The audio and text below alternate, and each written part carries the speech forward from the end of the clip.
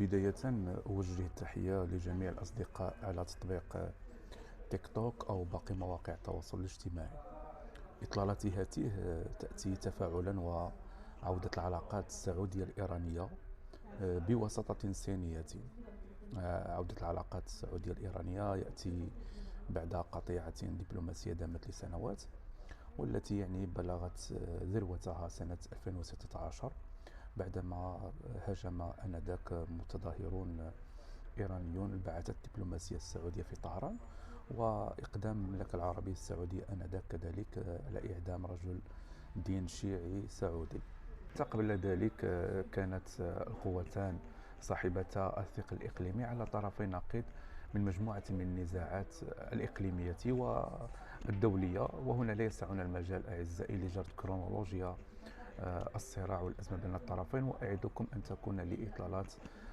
مستقبلية بخصوص جرد تاريخ النزاع بين المملكة العربية السعودية وإيران. عودة العلاقات السعودية الإيرانية والذي كان بواسطة صينية أعقبه إصدار بيان ثلاثي تضمن الإشارة إلى تعزيز التعاون الأمني والاقتصادي بين الطرفين، وهنا ما يفتح المجال للتأويلات والقراءات بخصوص معالم التوازنات الدولية مستقبلا ما يهمنا أعزائي في هذا التفاعل بخصوص عودة العلاقات بين المملكة العربية السعودية وإيران بالإضافة إلى سياقاتها الإقليمية هو تأثير عودة هذه العلاقات على المملكة المغربية والمنطقة الإقليمية، سيما أن الجارة الشرقية الجزائر خرجت مباشرة بعد توقيع الاتفاق الثلاثي بين العربية السعودية وإيران والصين في محاولة منها لإظهار زعامة مفترضة بخصوص هذا التوجه الذي بني عنه هذا التقارب، والادعاء بأن الخاسر الأكبر من هذا التقارب هو المملكة المغربية، على اعتبار العلاقات التي كانت ولا زالت بين النظام العسكري الجزائري وإيران. الجزائر التي نجحت قبل ذلك في الزج بإيران في النزاع المفتعل حول الصحراء المغربية، مستغلة توجه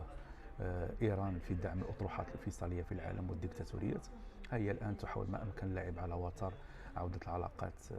السعودية الإيرانية من خلال إظهار زعامة مفترضة بخصوص هذا التوجه الذي بني عنه هذا التقارب.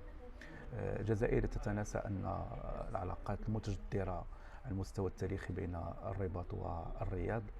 ربما سيخدم المصالح المغربية أكثر من أنه سيخدم المصالح الجزائرية في هذا التقارب السعودي الإيراني، على اعتبار أن المملكة العربية السعودية ستعمل على الأقل ثني طهران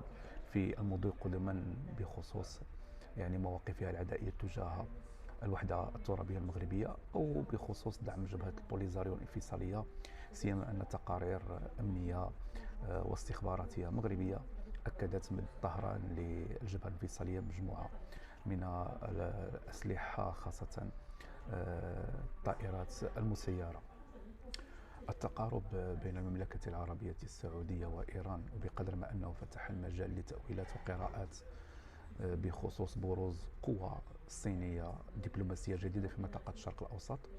وتراجع بين قوسين للهيمنة الأمريكية، إلا أن هناك تفاؤل حذر في منطقة الشرق الأوسط